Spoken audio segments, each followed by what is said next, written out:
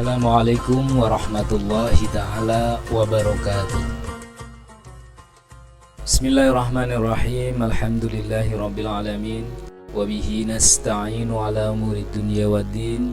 Wassalatu wassalamu ala asyrafil anbiya'i wal mursalin, Sayyidina wa maulana wa habibina wa syafi'ina wa qurrati a'yunina Muhammadin wa ala alihi wa ashabihi wa dhurriyyatihi wa ahli baitihi al-kiram wa man tabi'ahum bi ihsanin ila yaumiddin. Qala Allah Ta'ala fi kitabihil karim, a'udzu billahi minasyaitonir rajim. Bismillahirrahmanirrahim. Walladzina jahadu fina lanahdiyannahum subulana wa qala aidan wa ma khalaqtul jinna wal insa illa liya'budun. Al-ayah amma ba'd. Yang saya hormati semua mitra Kusuma FM dimanapun panjenengan semua berada, berjumpa kembali dengan saya dalam acara Mutiara Ramadan. Kali ini saya akan menyampaikan satu hadis langsung dari baginda Rasul Muhammad SAW. Beliau dawuh, qala Rasulullah sallallahu alaihi wasallam, al-jannatu mushtaqatun ila arba'ati nafarin. Surga itu sangat rindu dengan 4 golongan. Namanya rindu pasti ingin bertemu, ingin bercengkrama, ingin bermeluk, dan lain sebagainya. Laksana 2 insan yang lagi kasmaran tapi terpisah oleh jarak dan waktu. Begitu pula yang dialami oleh surga. Surga sangat merindukan terhadap 4 golongan. Luar biasa, subhanallah, apabila saya dan semua mitra Kusuma FM dimanapun panjenengan semua berada adalah termasuk salah satu daripada bagian 4 golongan yang dirindukan oleh surga tersebut. Karena sudah pasti ketika dirindukan oleh surga, maka kita wajib masuk ke dalamnya. 4 golongan tersebut siapa saja? Yang pertama, talil Quran. Orang-orang yang rutin atau dawam atau istiqomah dalam membaca Al-Quran. Ini adalah golongan pertama yang sangat dirindukan oleh surga. Apalagi di saat yang luar biasa, di saat bulan Ramadan yang istimewa seperti ini, apabila kita bisa istiqomah untuk membaca Al-Quran, pahalanya akan dilipat gandakan.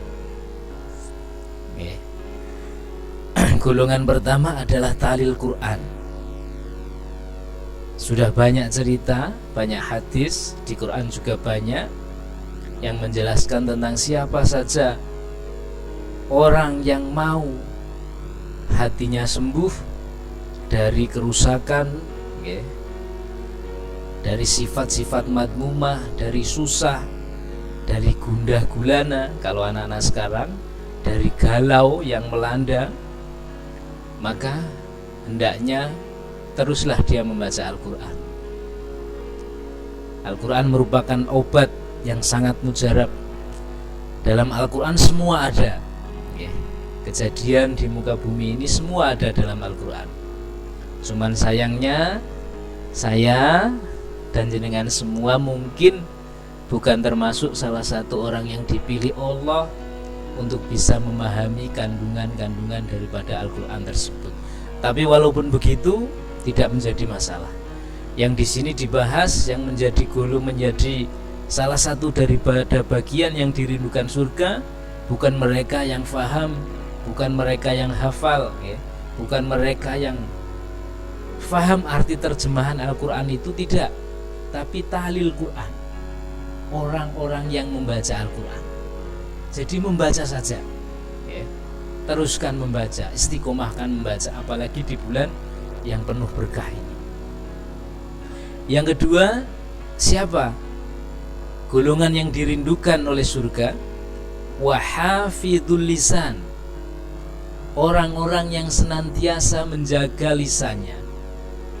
Menjaga dari apa? Menjaga dari banyak sekali penyakit atau perbuatan yang menjadikan seseorang itu sendiri celaka. Ya. Kalau sudah membahas masalah penyakitnya lisan, ya, kalau sudah membahas masalah keceledote lisan, itu banyak sekali penyakit-penyakit yang disebabkan oleh salahnya kita berucap. Kedengkian, iri, dendam, ya, kebencian yang disebabkan oleh mulut kita karena salah dalam memberikan satu keputusan, dan masih banyak lagi, ya. Makanya orang-orang yang bisa menjaga lisannya, ya, tentunya dari perkataan mengumpat, ya, perkataan kotor, ya, sumpah serapah, sumpah palsu, namimah, namimah itu adu-adu, ya, dan lain sebagainya, kizib, ya, berbohong. Jika bisa menjaga lisan itu dari semuanya, ya, dari perbuatan-perbuatan yang jelek itu, maka aku jenengan termasuk salah satu golongan yang dirindukan oleh surga. Sulit, ya jelas sulit, ya. Menjaga lisan itu sangatlah sulit, ya. Bahkan dikatakan anggota jawareh atau panca indera yang semakin lebar, ya, yang semakin lebar, maka dia akan semakin banyak dan gampang berbuat dosa. Mata, ya, hidung, telinga, lisan, ya, farji, kesemuanya itu yang paling lebar adalah lisan. Maka lisan adalah salah satu, ya, jawareh atau panca indera, anggota badan kita yang banyak sekali melakukan kesalahan. Banyak sekali cerita, ya, gara-gara salah berucap berujung di penjara, gara-gara salah berucap menjadikan permusuhan, gara-gara salah mengucapkan sesuatu menjadikan bencana dan lain sebagainya. Makanya benar, kalau surga itu sangat amatlah merindukan orang-orang yang bisa menjaga lisan. Perlu diketahui bahwasanya memang ini sangat sulit, ya. Sangat sulit karena setiap hari kita harus menggunakan lisan itu, ya, untuk berinteraksi, ya, untuk berkomunikasi dengan semua orang, ya, dengan semua yang kita temui. Kalau kita tidak bisa menjaga, kalau kita tidak pandai membawakan lisan itu sendiri, maka bahaya atau kecelakaan pasti menimpa diri kita. Ada dawuh yang mengatakan, salamatul lisan fi hifdzi lisan, salamatul insan fi hifdzi lisan, ya. Jadi selamatnya manusia itu tergantung dari bagaimana dia bisa menjaga lisan. Sekali lagi saya mengingatkan, apalagi, ya, di bulan puasa atau di bulan Ramadan yang penuh berkah ini. Percuma, ya, kalau kita sudah berlapar, berhaus-haus ria dari imsak sampai nanti beduk puasa, tapi kita tidak bisa menjaga lisan kita, itu percuma. Karena nanti yang kita dapatkan ya cuma haus dan lapar itu, bukan yang lain, bukan pahala atau keistimewaan dari puasa itu sendiri. Sekali lagi, golongan yang kedua yang dirindukan oleh surga adalah orang-orang yang selalu bisa menjaga lisannya, tentunya dari perbuatan-perbuatan yang tercela atau namimah atau madmumah. Terus yang ketiga, siapa lagi orang-orang yang dirindukan surga? Wamut imul ji'ana. Siapa itu? Orang-orang yang senantiasa memberikan makan terhadap orang-orang yang lapar.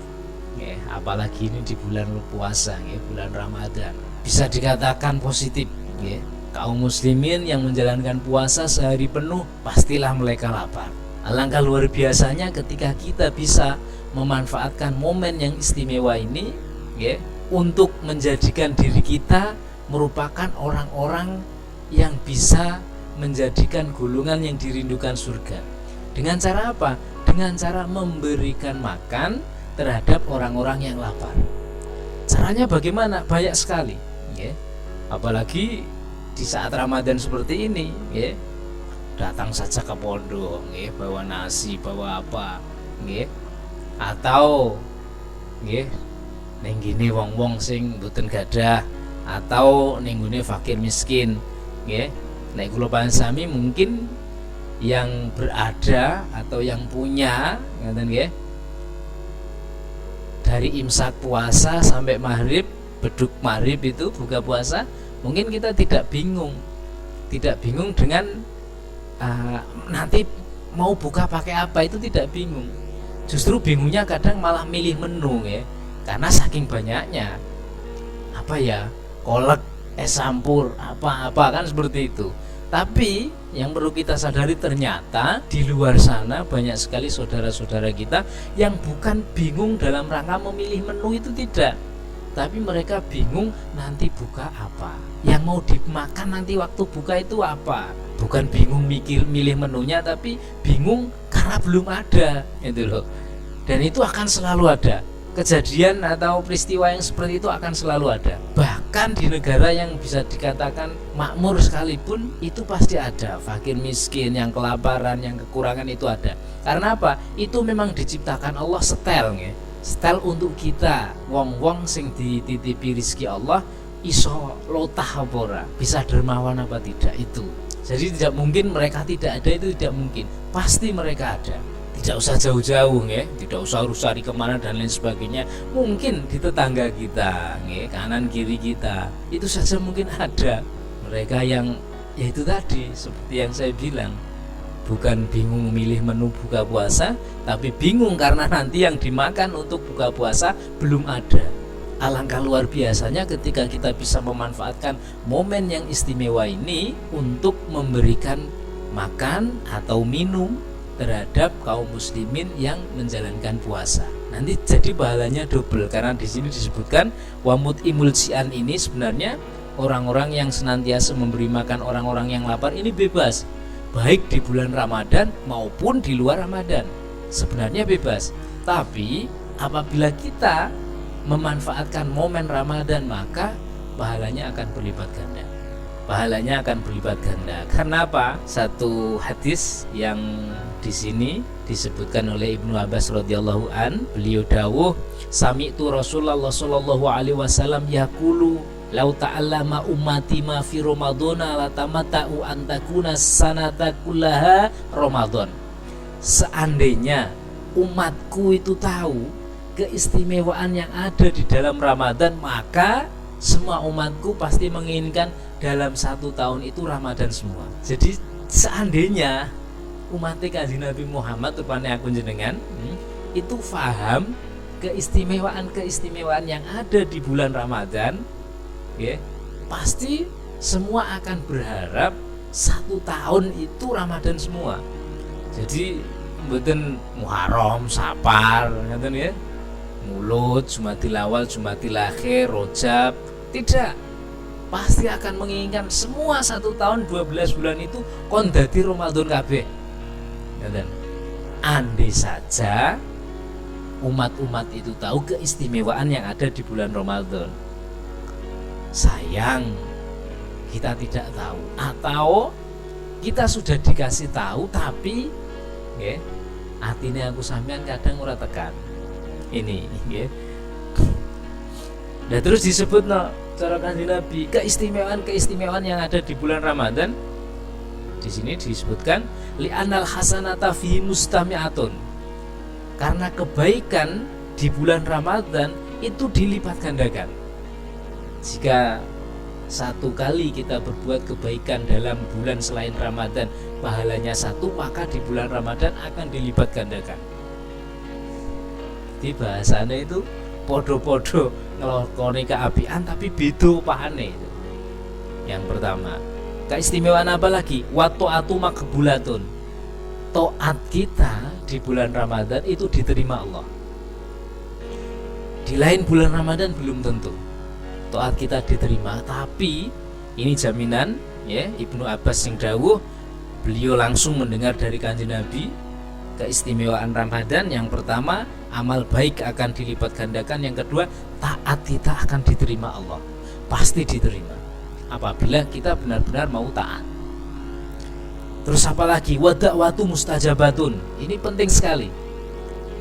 Doa-doa kita di bulan Ramadan itu pasti mustajab, pasti diijabah oleh Allah. Karena ini merupakan ya, ini merupakan keistimewaan dari bulan Ramadan itu sendiri.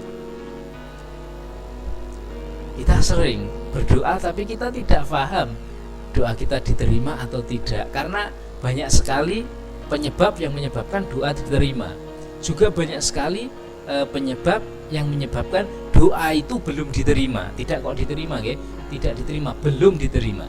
Tapi kalau di bulan Ramadan, janjinya Kanjeng Nabi pasti mustajab. Banyak sekali keajaiban yang terjadi setelah Ramadan. Oke. Ana wong duweni masalah, ketoke dibayangno ora bakal tekan karena itu jelas di luar kemampuan dia. Tapi dalam Ramadan dia khusyuk ya, dia benar-benar taat ya, dia benar-benar njungkung ibadah terus njaluk karo Allah. Lepas Ramadan masalahnya selesai tanpa dia paham ya, siapa yang menyelesaikan masalah itu. Itu banyak sekali kejadian-kejadian keajaiban yang seperti itu. Karena memang bulan Ramadan ini bulan istimewa. Terus apa lagi keistimewaan Ramadan? Wazunubu maghfiratun, wadunubu maghfuratun. Dosa-dosa yang telah kita lakukan dimaafkan Allah. Tentunya dengan syarat ketika kita mau meminta maaf. Istighfar kita di luar Ramadan bisa jadi tidak diterima Allah. Tapi istighfar kita di dalam Ramadan, janjinya Kanjeng Nabi pasti diterima Allah, pasti dimaafkan. Kan penting sekali ya, karena aku panjenengan sami ini setiap hari, setiap saat pasti berkelimang dengan dosa itu. Dosa yang kadang kula panjenengan sami tidak merasa ya, karena ada banyak sekali hal yang aku sampean sami tidak paham. Masalah syirik semisal. Syirik itu ada dua macam, syirik jahar karo syirik khafi. Nek syirik jahar sih gampang nggih. Ana wong nyembah wit-witan, oh jelas syirik, ngoten nggih. Tapi yang syirik khafi ini yang setiap hari aku sampean lakukan dan kita tidak sadar. Contoh kecil, semisal saya dikasih oleh-oleh oleh seseorang. Saya berterima kasih kepada seseorang tersebut dan saya meyakini bahwa oleh-oleh ini tidak dari orang tersebut, maka ini sudah termasuk syirik khafi. Itu dosa. Padahal kita kan tidak tahu yang seperti itu, ya. Harusnya bagaimana? Kita berterima kasih terhadap orang tersebut, tapi di hati kita tetap yakin bahwasanya itu dari Allah, dititipkan lewat dia. Terus yang paling penting lagi keistimewaan Ramadan adalah wal jannatu mustaqotun lahum, surga sangat rindu dengan umat Kanjeng Nabi Muhammad ya, yang menjalankan puasa Ramadan.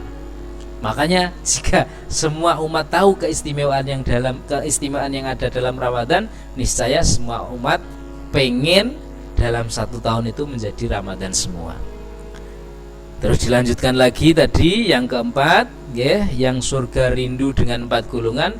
Yang terakhir adalah washoimina fi syahri Ramadan, yaitu orang-orang yang menjalankan puasa di bulan Ramadan. Maka tidak ada alasan lagi, kita tidak harus mamang lagi, dan kita terus harus meningkatkan dan bersemangat ya, untuk menjalankan puasa Ramadan, karena dengan itu mungkin aku sampean termasuk bagian daripada golongan yang dirindukan oleh surga.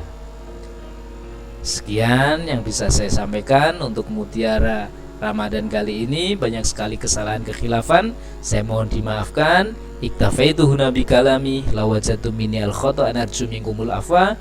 Ihdinas siratal mustaqim. Wassalamualaikum warahmatullahi wabarakatuh.